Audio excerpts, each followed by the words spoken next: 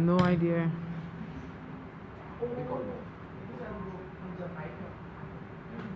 Mm.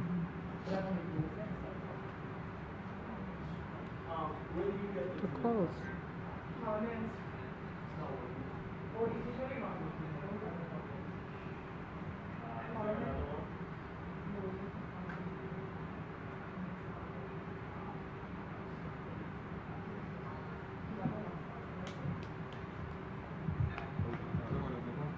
Mm-hmm.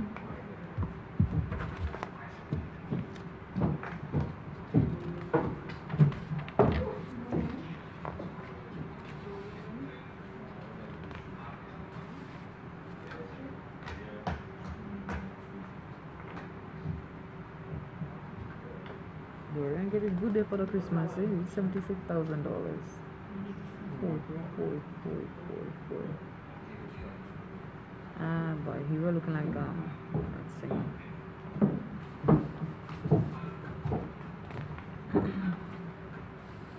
Oh, boy, Christmas is coming.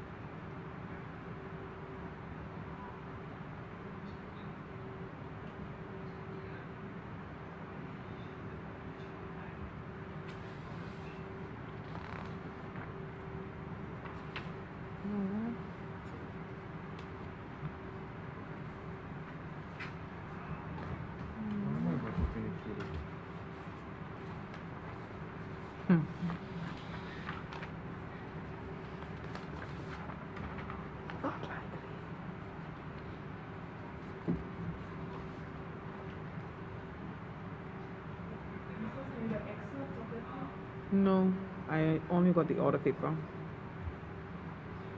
Well, I wouldn't even know because the Wi-Fi isn't working here.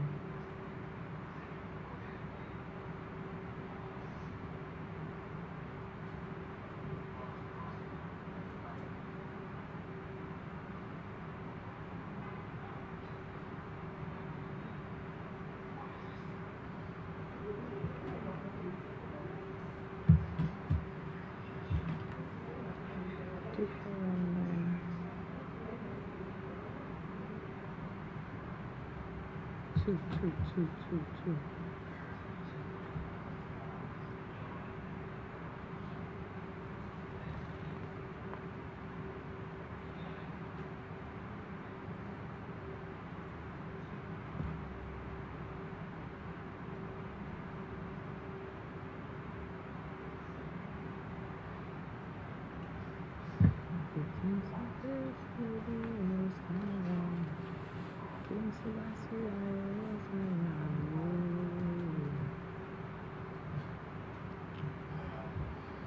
Highest office in the land, no Wi-Fi.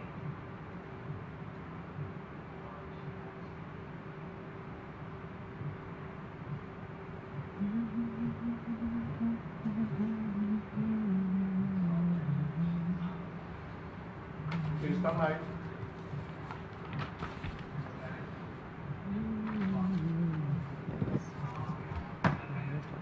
Yes, we're ready. So you lock already?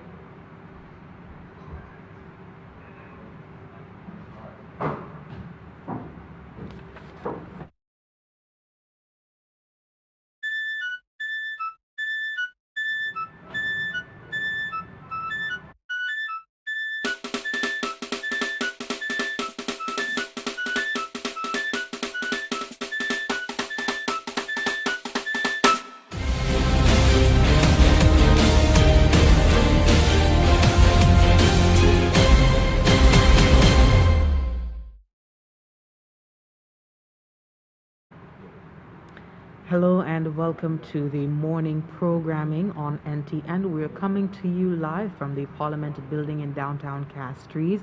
We'd like to thank you so much for tuning in. If you're watching on air online, from our YouTube channel, Facebook, or our channel 122 on cable. We do appreciate you tuning in. A special good morning to St. Lucians in the diaspora who are watching and well-wishers globally following in.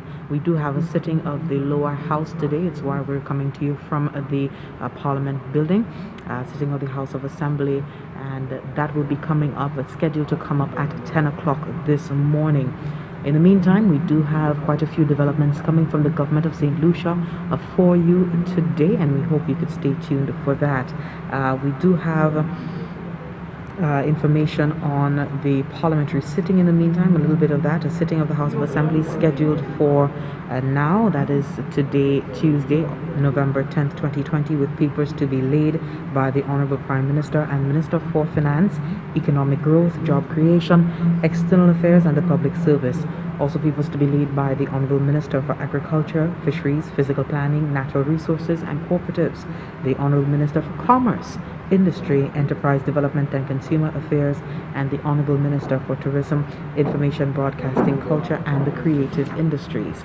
The Minister for Finance is going to be seeking authorization from Parliament today to borrow an amount of US $30 million from the Caribbean Development Bank, consisting of a special funds resources portion in the amount of $10.8 US million and an ordinary capital resources portion in the amount of $19.2 million US for the purpose of financing the implementation of policy reform initiatives designed to support St. Lucia's COVID-19 crisis response and achieving fiscal responsibility.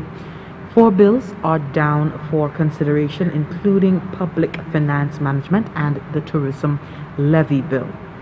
In placing more emphasis on the channeling of revenue to critical sectors of healthcare, education, and national security, the government of St. Lucia is seeking to ensure that revenue geared at funding the marketing of the island as a tourism destination is self-sustaining.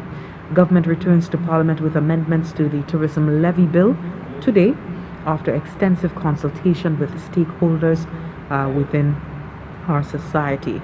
We do have a report on this revised Tourism Levy Bill. Take a look.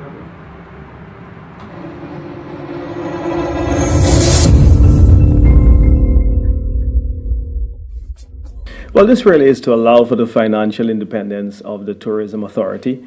When we look at government's finance administrative structure, it has really become an impediment to many tourist boards and destinations and tourism authorities across the Caribbean. And what we're trying to do now is to basically better streamline the financing of the budget for the marketing of the destination. The government of St. Lucia, following continued and extensive consultation with the St. Lucia Tourism Authority, SLTA, the St. Lucia Hotel and Tourism Association, the SLHTA, the management of large and small accommodation providers, and the Inland Revenue Department, together with other stakeholders in the tourism industry, have made recommendations for the amendment of the St. Lucia Tourism Authority Act No. 8 of 2017 for consideration in the House of Parliament and Senate this week. The announcement of government's plans to introduce the mandatory accommodation fee was made in January 2020 and is of the hope that as of December 1st, 2020, all guests at specific registered accommodation providers will be required to pay the prescribed levy on their nightly stay. In keeping with the objective of channeling revenue to critical sectors of healthcare, education and national security, the government of St. Lucia is moving to secure revenue for marketing St. Lucia globally.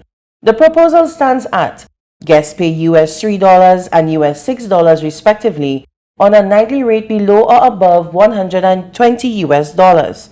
The intention is that the fees would not apply to children under the age of 12 years. However, 50% of the tourism levy will apply to guests who are 12 to 17 years at the end of the accommodation period. The fees will be paid by the stayover visitor, collected by accommodation providers, who will then remit the fees collected to government via the St. Lucia Tourism Authority. The fee will also be used to support village tourism development and destination management and development of the local product in St. Lucia. More established destinations with far greater resources than St. Lucia, such as Canada, the US, and Italy, all make use of accommodation fees for destination marketing purposes. In addition, Many Caribbean countries such as Jamaica, Barbados, Belize, and even some within the OACS, including Anguilla, Antigua and Barbuda, St. Kitts and Nevis, and St. Vincent and the Grenadines, have implemented accommodation levies. Reporting for the Office of the Prime Minister, I am Danielle Dubois. That report there from the Office of the Prime Minister, and just giving some insight on what we can expect today as Parliament, as the Minister for Tourism brings forward the revised tourism levy bill. We just want to let you know that so far we've registered new cases of COVID-19 here in St. Lucia, 10 new cases, and it brings our total number of active cases here on island to 109 active cases, and one of these is in critical condition. We'll have the details to that in just a moment. We will be hearing from the Chief Medical Officer, Dr. Sharon Belmont George, on the latest diagnoses. In the meantime, the St. Lucia Tourism Authority, my apologies, we have the St. Lucia hospitality sector continues to look towards its main staple as an economic driver, as the St. Lucia Tourism Authority continues to shift gears in its marketing efforts amid the COVID-19 pandemic. New markets have opened. A busy Yonor International Airport on Saturday signaled the advancement of the winter season. We have more in this report.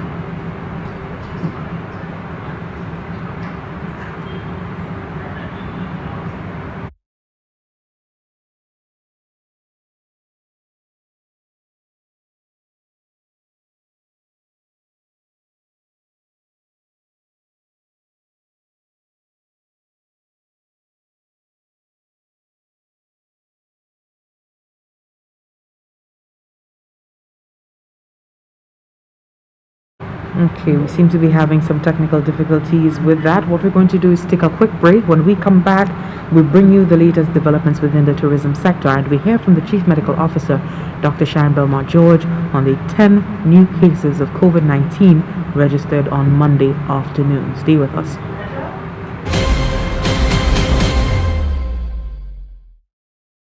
Coronavirus? I am worried, Gassa. It's only old people dying from that. Hold up. Being young does not mean being safe. Yes, it's true that the elderly are at higher risk, but anyone can get the virus. The effect is even worse if you have a chronic condition like hypertension, heart disease, lung disease, and diabetes, or weakness in your immune system. If you are living with these conditions, be extra careful. Wash your hands with soap and water. Use hand sanitizer with at least 60% alcohol when hand washing is not possible. Avoid touching your face. Take steps to boost your immunity through proper nutrition, exercise, rest, and take your medication as prescribed. Limit being around people who have flu symptoms, even close family members. Our health is in our hands. Together, through simple actions, we can stop the spread of coronavirus. This message was brought to you by the Bureau of Health Education of the Ministry of Health and Wellness. Thank you for staying tuned. We do appreciate your patience at this time. We're just experiencing some technical difficulties before we got off to the break. This is the morning program. We're live on NTN, coming to you from the Parliament building in downtown Castries, as a sitting of the House of Assembly is scheduled for today. Before we went to break, we did read out the papers to be laid by the ministers, as well as the motions to be forwarded in the Honorable House today.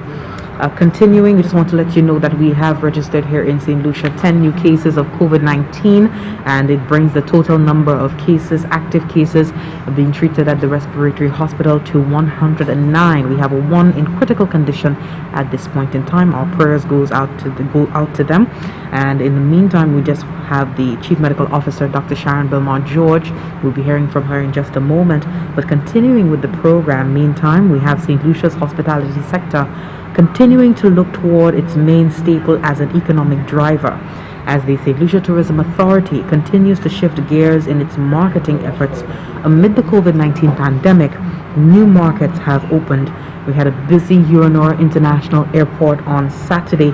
It signaled the advancement of the winter season. We have more in this report.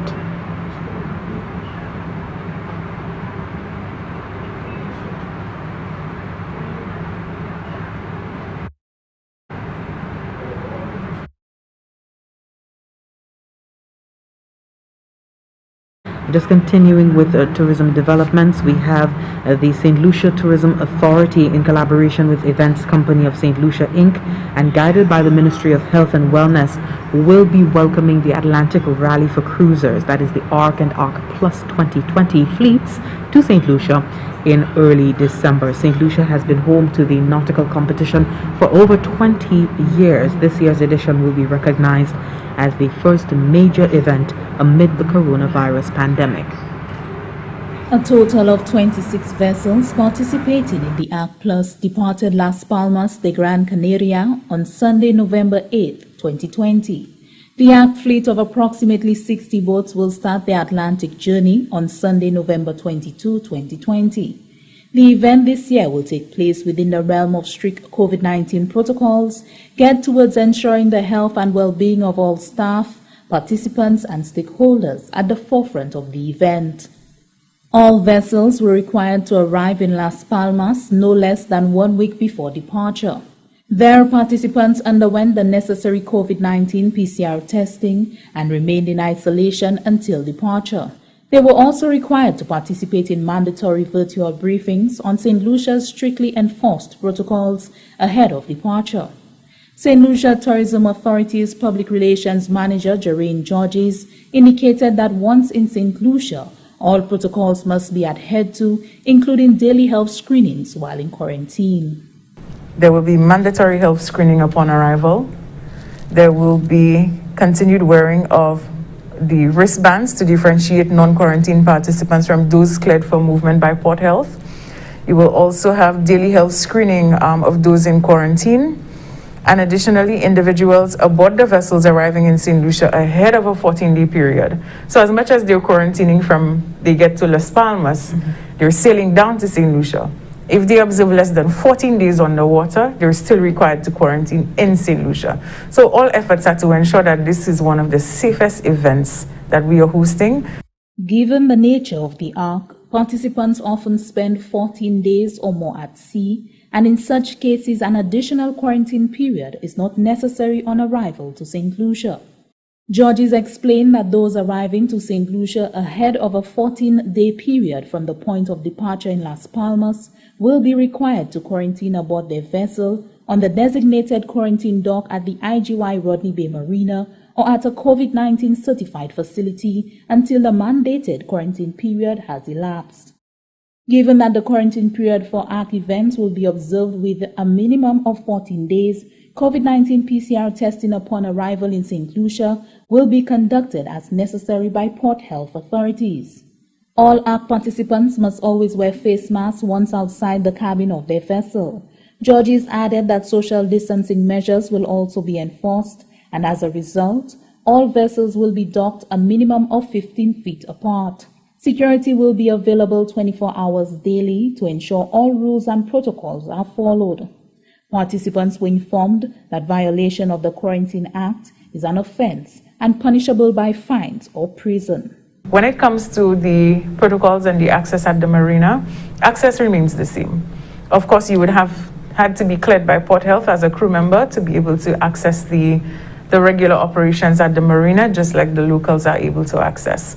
So if you have not met the requirements by Port Health, you will remain in quarantine. That means you are on a dock that is secure, that is also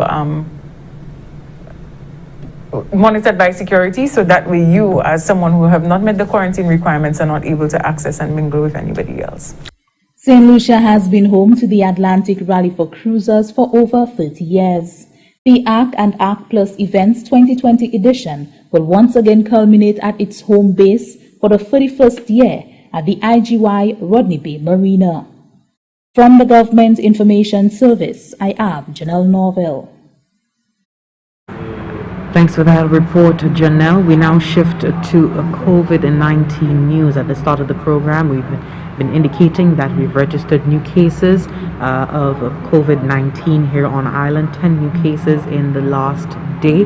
We now go to a statement, the latest statement coming from the Ministry of Health, the Chief Medical Officer, Dr. Sharon Belmar-George. Take a look.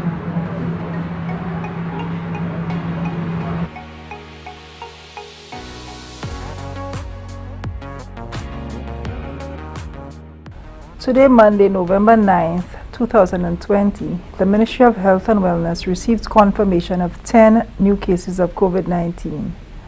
The total number of cases diagnosed in country to date now totals 141. Case number 132 is a 28-year-old female from the Miko district. Case number 133 is a 29-year-old male from the Vieux-Fort district. Case number 134 is a 22-year-old female from the Castries district. Case number 135 is a 15-year-old male from the Dennery district. Case number 136 is a 55-year-old male from the Gros-Islet district.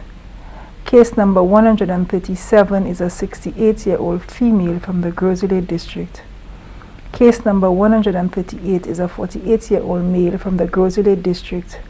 Case number 139 is a 47-year-old female from the Babono district.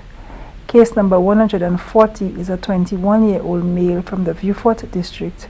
Case number 141 is a 29-year-old female from the Soufrière district. All of the cases, following being tested for COVID-19, were placed in quarantine to await their test results. 8 of these cases were identified through the contact tracing process, and epidemiological links have been established for these 8. Cases number 133 and 140 are linked to case number 89. Case number 134 is linked to case number 97. Case number 135 is linked to case 86. Case number 136 is linked to case 113. And cases 137 and 138 are linked to case number 120. Case number 139 is linked to case number 100. As per protocol, these individuals have been placed in isolation. These new cases now bring the total number of active cases currently in country to 109. At present, one of the active cases is in critical care, and all of the other active cases are stable. As testing for COVID-19 continues and cases are being diagnosed, it is important to note that a wide range of ages and communities are being impacted across the island. This virus is new to our population, and as such, we all have no immunity to the virus, making us as a nation highly vulnerable to infection. This requires us doing all of the necessary measures to minimize our exposure to the virus.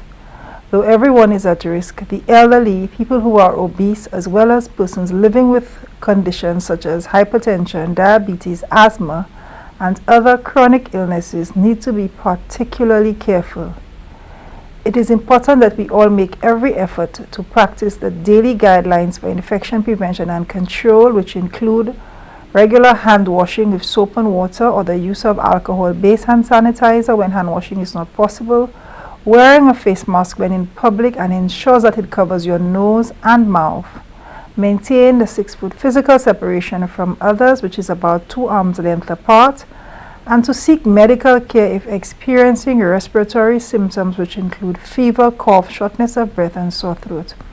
Also, avoid contact with persons who are experiencing respiratory signs and symptoms. All of those practices, when done, will significantly reduce the likelihood of being infected with the virus. As usual, the Ministry of Health will provide daily updates as information is available.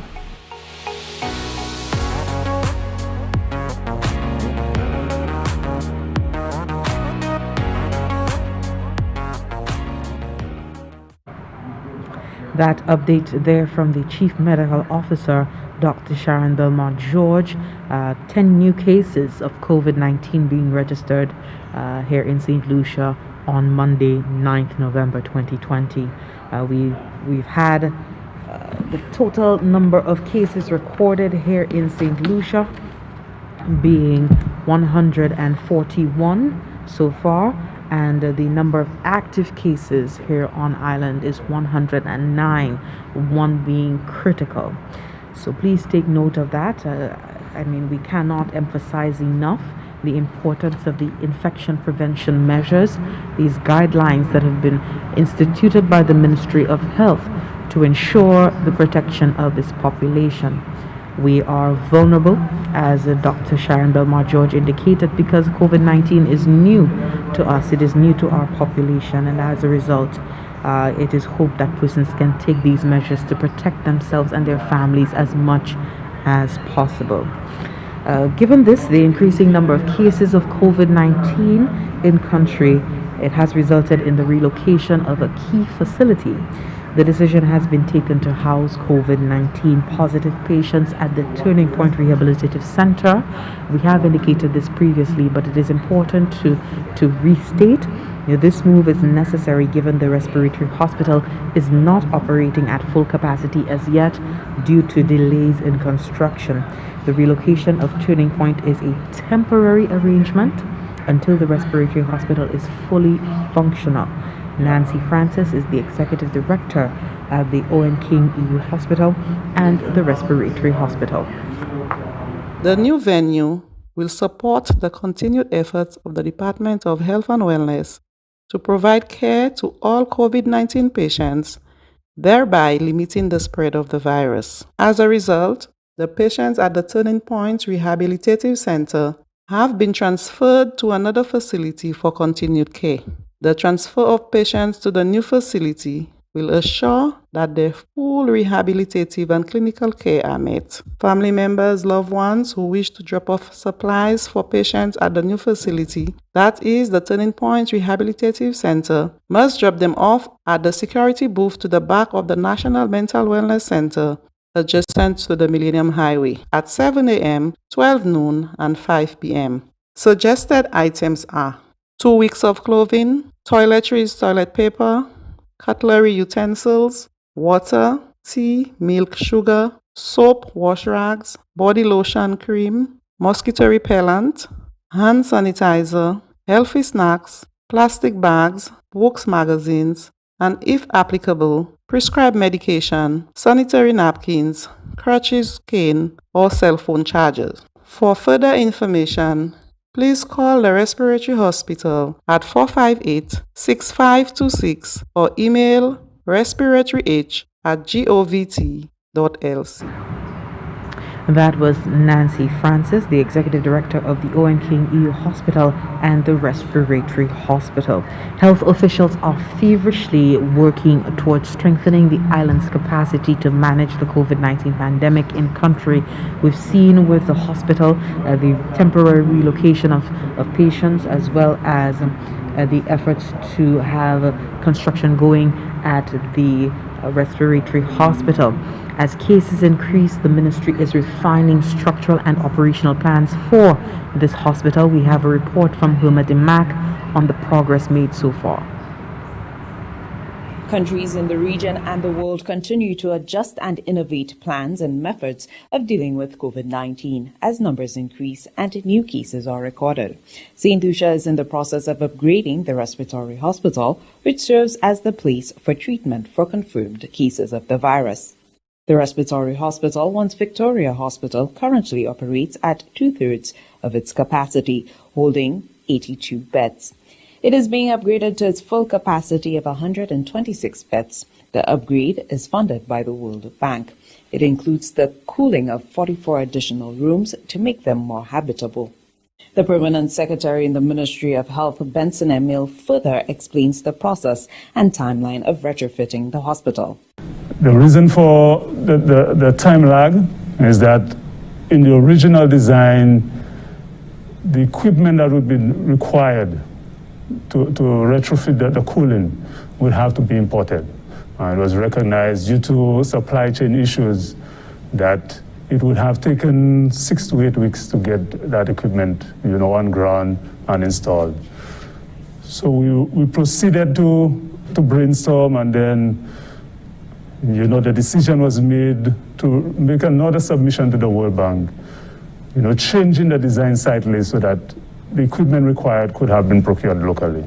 Funding acquired from the World Bank will also provide necessary medical equipment to the respiratory clinic, such as ventilators and oxygen lines. From the Government Information Service, Hilma Dimark reporting. We are due for a break.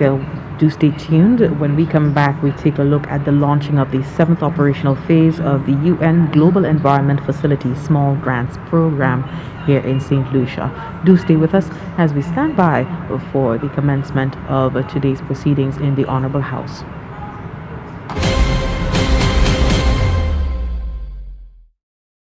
Coronavirus?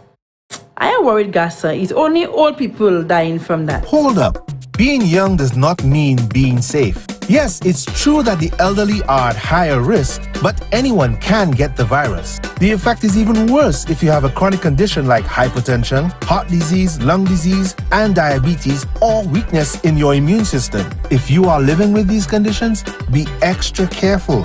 Wash your hands with soap and water. Use hand sanitizer with at least 60% alcohol when hand washing is not possible. Avoid touching your face. Take steps to boost your immunity through proper nutrition, exercise, rest, and take your medication as prescribed. Limit being around people who have flu symptoms, even close family members. Our health is in our hands. Together, through simple actions, we can stop the spread of coronavirus. This message was brought to you by the Bureau of Health Education of the Ministry of Health and Wellness.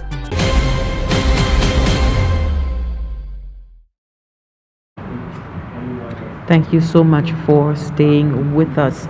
We are coming to you live from Parliament Building in Castries, standing by for the sitting of the lower house today. Sitting of the House of Assembly scheduled for today, Tuesday, November 10th, 2020, with papers to be laid by the Honorable Prime Minister and Minister for Finance, Economic Growth, Job Creation, External Affairs and the Public Service. Also the Honorable Minister for Agriculture, Fisheries, Physical Planning, Natural Resources and Cooperatives, the Honorable Minister for Commerce, Industry, Enterprise, Development and Consumer Affairs, and the Honorable Minister for Tourism, Information Broadcasting, Culture and the Creative Industries. We do have motions to be forwarded. The Minister for Finance will seek Parliament authorization to borrow an amount of US $30 million from the Caribbean Development Bank, consisting of a special funds resources portion in the amount of US $10.8 million and an ordinary capital resources portion in the amount of $19.2 US million for the purpose of financing the implementation of policy reform initiatives designed to support St. Lucia's COVID-19 crisis response and achieving fiscal responsibility.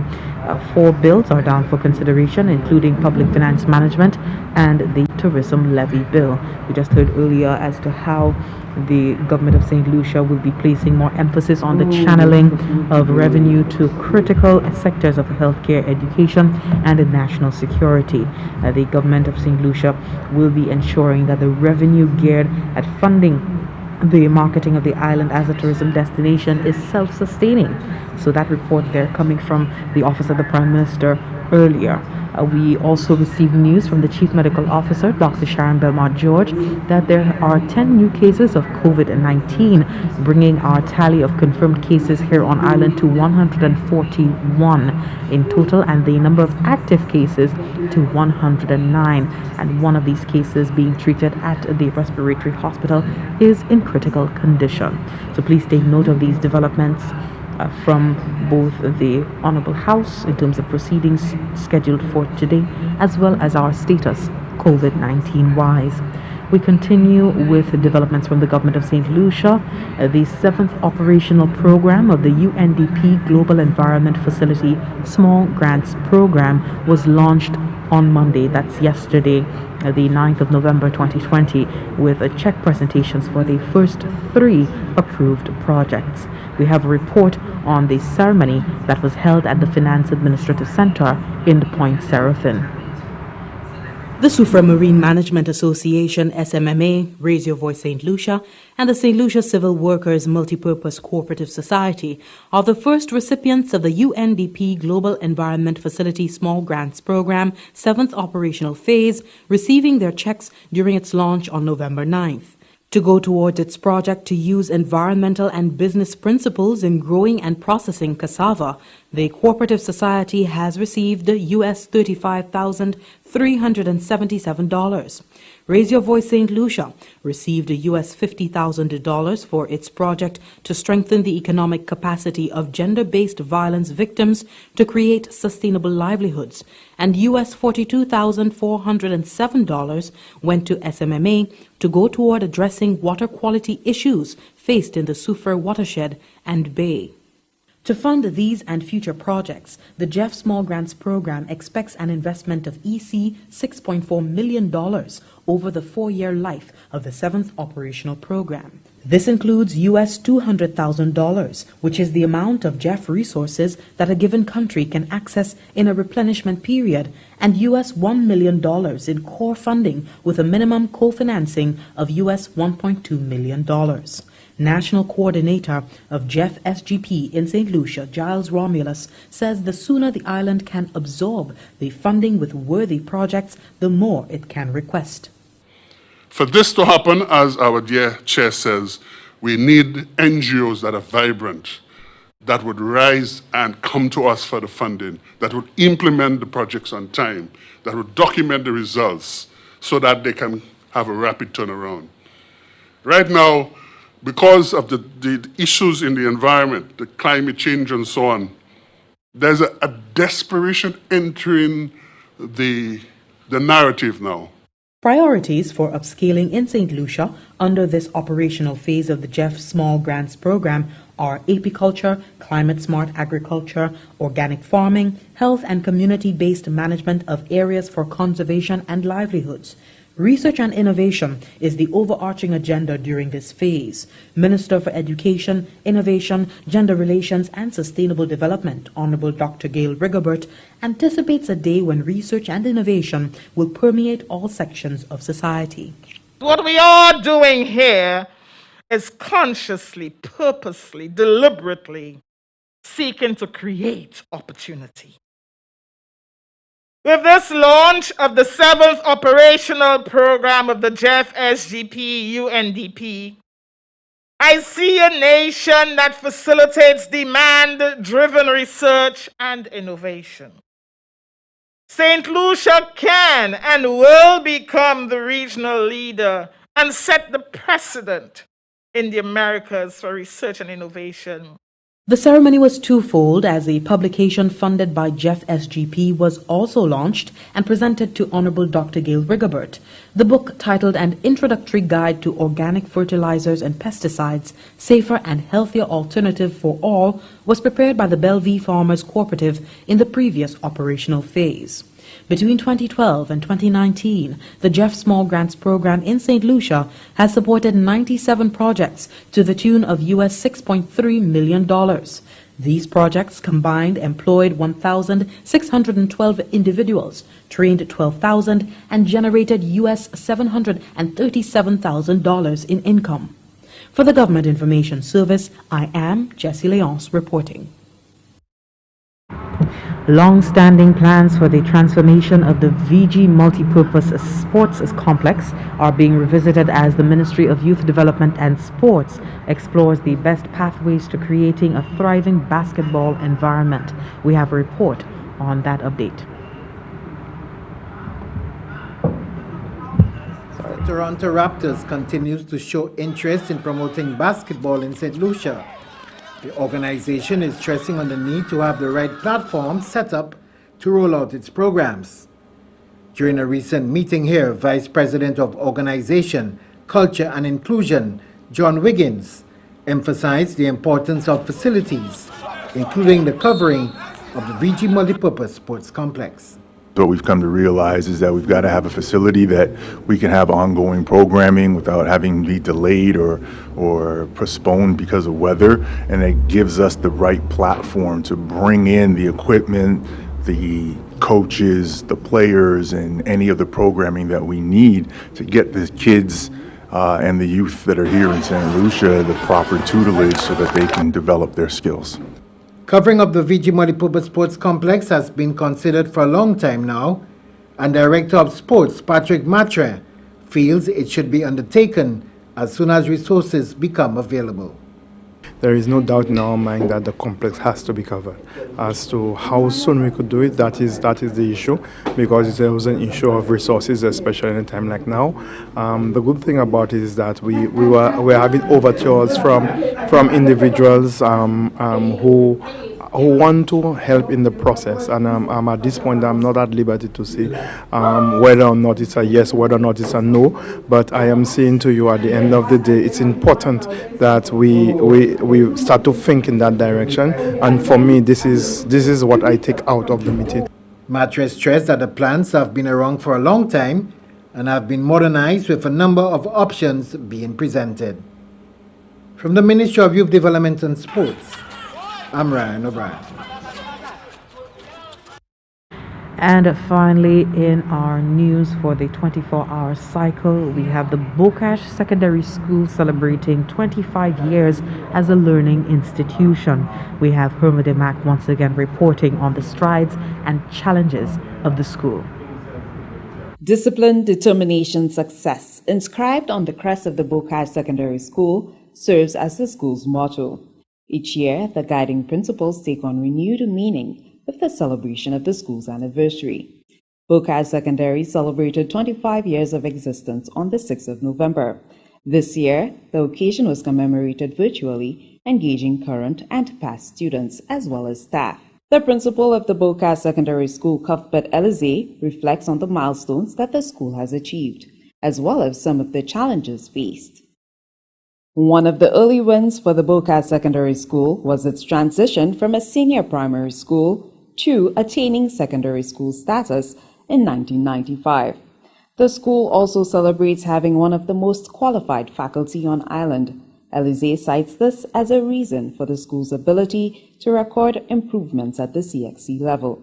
90% of them are teacher trained, or I could even say 95% of them are teacher trained, and it's a lot of dedication, because as we've said before, we do not attract the highest scores for common entrance, and we start literally from the bottom, and it is a serious challenge at times, because I could say that some of our students do not wish to be here. The principal of the school says at Bocash Secondary, success is measured differently, not only by the student's CXC results, but also the holistic development of the student. We generally tend to measure the success by what is achieved at the CXC exam.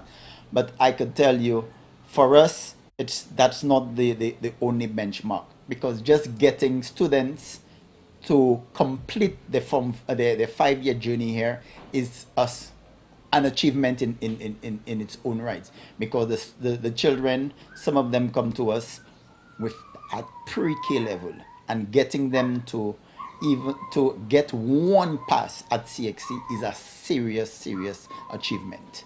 The Bocash Secondary School has experienced many proud moments, with students participating and excelling in the Calypso arena, producing top achievers and spelling bee champions. From the Government Information Service, Hermode Mack reporting. Well, that wraps up the news developments from the government of St. Lucia for the 24-hour news cycle. We want to remind you that we are coming to you live from the I just want to remind you that we're coming to you live from the Parliament building in downtown Castries. As the government of St. Lucia, the Parliament will be convening today, sitting of the lower house, the House of Assembly, scheduled for today, Tuesday, November 10th, 2020, with papers to be laid by the Honorable Prime Minister and Minister for Finance, Economic Growth, Job Creation, External Affairs and the Public Service. The Honorable Minister for Agriculture, Fisheries, Physical Planning, Natural Resources and Cooperatives is also expected to lay papers. The Honorable Minister for Commerce, Industry, Enterprise Development and Consumer Affairs, and the Honorable Minister for Tourism, Information, Broadcasting, Culture and the Creative Industries. The Minister for Finance As part of the motions scheduled for this sitting, the Minister for Finance will seek Parliament authorization to borrow an amount of US $30 million from the Caribbean Development Bank, consisting of a special funds resources portion in the amount of $10.8 million and an ordinary capital resources portion in the amount of $19.2 million for the purpose of financing the implementation of policy reforms initiatives designed to support St. Lucia's COVID-19 crisis response and achieving fiscal stability. Now, the $30 million, it rounds up to $30 million, that is being borrowed from the CDB is to meet the budgetary shortfall, given that government revenues have fallen by over 60%. Also, it is to meet the increased costs in the health sector as a result of COVID-19 support to households at multiple levels that are affected, have been affected by unemployment due to COVID-19. Also, the micro and macro initiatives to build back the economy. We also have the 4 bills that are down for consideration. It includes the Public Finance Management Bill and the Tourism Levy Bill. We did have a report earlier from the Office of the Prime Minister explaining the revision done to the Tourism Levy Bill as it pertains to the Public Finance Management Bill. This legislation, it is not new. It was presented in Parliament in 2017. And since then, it has been reviewed by both the public and private sector stakeholders and now refined coming to the Honorable House. These are the developments that are going to be transpiring here in the Honorable House today. We do ask that you stay tuned. Hopefully you are able to watch the proceedings for today, a sitting of the House of Assembly. We're having papers to be laid by various ministers of government and a few motions being forwarded and bills being tabled in the Honorable House today. My name is Jessie Leonce and we stand by for the commencement of the proceedings. It is scheduled to begin at 10 a.m. So it is 4 minutes to 10 o'clock and we now go back to studio until the convening begins. Stay with us.